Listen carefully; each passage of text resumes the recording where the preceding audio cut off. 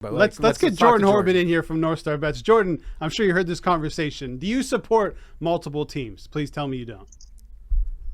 No, I personally don't, and I think it's a matter of, honestly, you can quietly support whoever you want, but if you are out loud in public addressing that you are rooting for more than one team, that's when it becomes bothersome. So keep that to yourself. I think just publicly root for one team, and then if that team's eliminated, then you say, oh, by the way, no, I was actually also a fan of this other team. No, nobody wants to hear that. It's like people that have multiple brackets in March Madness or multiple fantasy football teams. It's not of interest to any of us. So I'd say keep that to yourself. Yeah, but I mean, again, as an Ovechkin fan, and before that, even Peter Bondra, Olaf Kolzig, it's that I don't wish the Capitals any ill will. Again, I'm not outwardly hooray. I like to see Ovechkin do well. I want to see him break Gretzky's record, but I just think that it's okay to not have shame and cheer for who you want to cheer for. What happened to real sports fans is what I want to know. Hey, Jordan, what happened? Yeah, from a bygone era. We'll never know. Yeah, I don't want anyone beaten down in the streets. I did say that before we came on air. I was joking, by the way. Even me? Maybe you. Oh, yeah. No, I'm joking. Let's talk about the Toronto Blue Jays. A big win last night against the Dodgers, and someone who I did not expect to come through in the clutch in Dalton Varsho. I believe heading into that at bat, he was batting 145 in July. He's been struggling a ton, but do you think possibly this can be a turn in the right direction for Varsho, who's been struggling at the plate?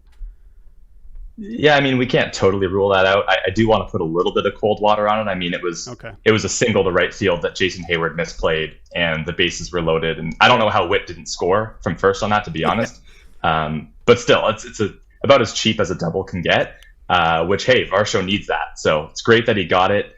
I don't know that I'm going to say that one misplayed single in right field is the big turning point for Varsho, but hey, if it is, and that's what we're talking about a little ways down the road, not the worst thing. Jordan, what do the Jays do with George Springer?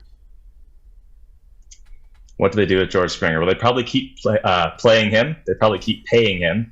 And I would assume they're going to keep batting him first, unless he specifically says that he thinks someone else should get a crack up there, because guess what? The second best guy that you might want to lead off, Bo Bichette, he's not a better option right now. So I don't know if you guys have somebody in mind to be the leadoff hitter. I really don't think there's a great option. Yeah, see, so that's the problem. So I think unfortunately he's going to have to just keep grinding through it.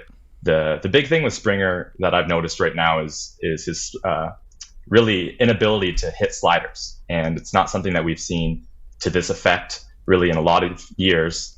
He's batting 147, I think, against sliders this year, and he's whiffing more than 35% of the time that he swings at them. So that's really, really bad. And if somehow he can kind of figure it out and pick up something out of a pitcher's hand or improve again at sort of seeing the spin on the ball, that could go a long way, because sliders are pitches that he's been sort of league average or above league average with in the past, and this year he's just getting toasted on them. Yeah, I think the Jays as a whole have been struggling against the slider. I've been sort of picking on the Jays and picking the under in a lot of these games when they're facing a fastball slider pitcher. Like you alluded to, I think you can't really replace either of those guys at the top of the lineup. I think you just have to pray and hope that they can turn things around. What do you think? You mentioned the sliders, and they're sort of rolling over. A lot of double plays lately. A lot of runners stranded. Runners in scoring positions stranded. Is there anything that you could maybe think that the Jays are doing differently when there's runners on? Why are they struggling to cash these runners in, and why are they hitting so many double play balls? Yeah, that's a huge question. That's a potentially playoff deciding type of question to ask for this team, because most of the season we have seen clutch hitting be something that is falling by the wayside and something they haven't gotten a lot of, which again makes the Varsho hit yesterday seem all that more exciting, especially for him. But I do think it's not an easy question to answer. To think that a two-strike approach is different than a standard approach, that's pretty normal. That definitely happens. And I know Bichette is a guy that we always look at as someone who kind of widens his stance, shortens his swing, and does things a little differently with two strikes. But yeah, I can't really put my finger on it. I think it's something that they obviously need to look at. I'm sure they are. And maybe you start by just taking the positive that you're getting guys on base and just hope sort of as time goes on, you get some positive regression and start cashing more of those guys. Yeah, like, I mean, even I know they've been a little handcuffed with Kirk and with Jansen being hurt yesterday, and like a couple managerial issues over the weekend where they couldn't quite pinch hit for Kirk and putting Kirk in a situation for Varsho. Do you think like that's something to look at too? Is it maybe like pinch hitting for Kirk in those situations? Because I mean, he's had 3 double play balls in his last 4 games, I believe. Yeah, Kirk is a guy who I don't give him as much thought as I do sort of a Vladdy when I look at players who have really succeeded in the past that we're not seeing as much production this year. But last year, Kirk was an absolute problem, right? I mean, he was a guy who was really one of the best, if not the best, hitting catchers in the league. And we're not seeing that. He's hitting the ball to the ground a ton. Obviously, he's not a plus runner, so that's a problem. I think, yeah, you could look at trying to pitch hit for him more, but then you need to have the flexibility to have someone else come in as a catcher. So if that's Jansen or if he needs a day off, who else is that going to be? Does that mean they might want to look for another catcher at the deadline? Probably not, because last year they didn't enjoy carrying 3 catchers, even though they kind of bragged about their flexibility when they did have 3. So I feel like we kind of have to work with what they've got right now and hope that Kirk can kind of swing his way out of this.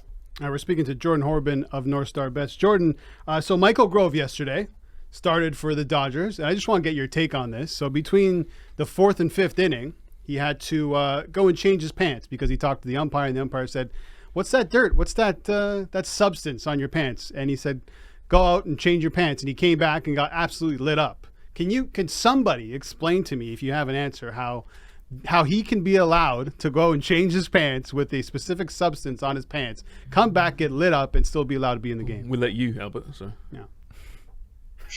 yeah, I really don't understand how that could happen. One thing that I would like to know, or at least would like to ask MLB to do if this isn't already a thing, is there like an official MLB forensics person, like someone that can take those pants? The pants are now officially out of the game, right? And then you have a third-party forensics person that comes over and just examines the pants. Let's see what's on here. There's clearly something. Is it the dirt and sweat buildup that Grove alluded to after the game? Is it something sticky that shouldn't be allowed? We can't say for sure. We can certainly speculate as we are right now.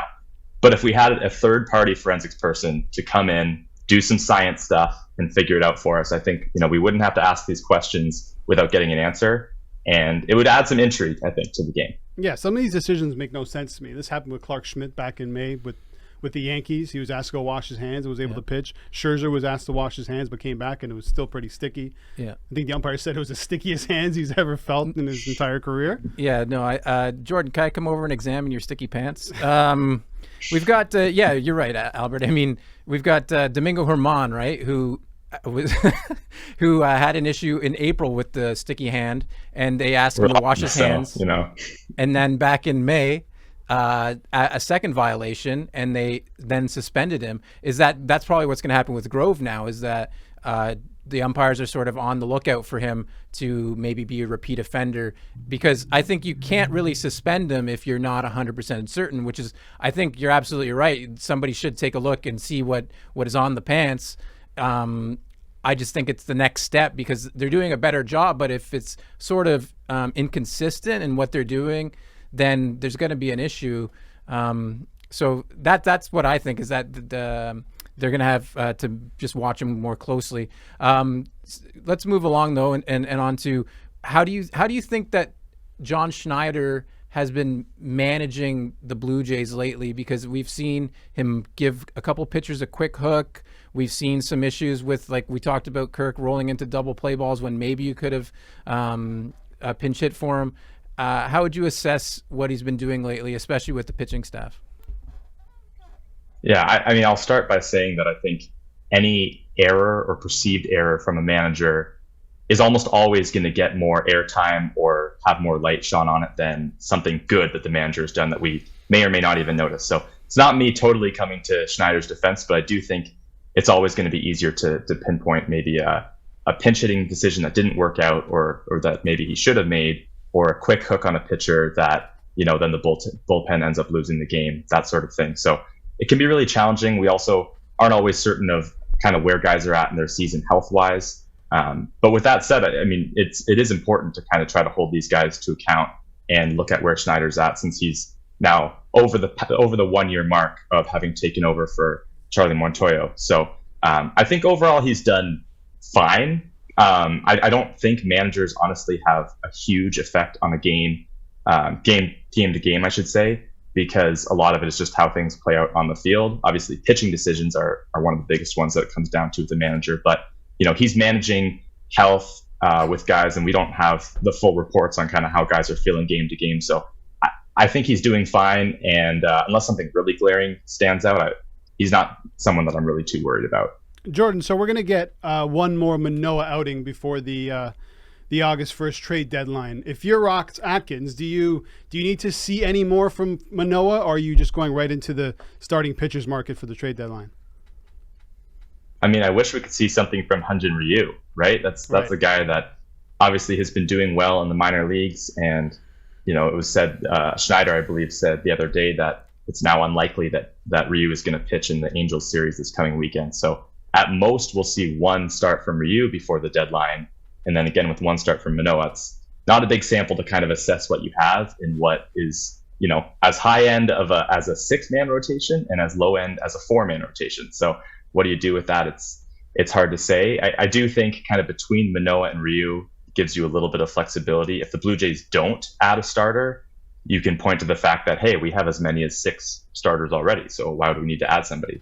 That's not necessarily true, but of course, starters are expensive, even if they're on expiring deals. Do the Blue Jays have enough to add a starter and add to their bullpen and potentially add a bat that can succeed against lefty pitching?